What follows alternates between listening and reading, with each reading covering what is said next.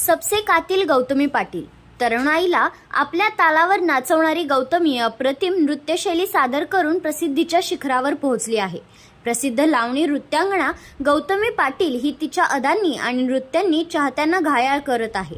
आपल्या वेगवेगळ्या कार्यक्रमांमध्ये गौतमी तिची नृत्यशैली सादर करते. आजच्या घडीला ती एक नामांकित सेलिब्रिटी बनली आहे. ग्रामीण भागात तिची क्रेज भलतीच वाढल्याचे दिसत आहे. ती चित्रपटांमध्ये देखील काम करत आहे.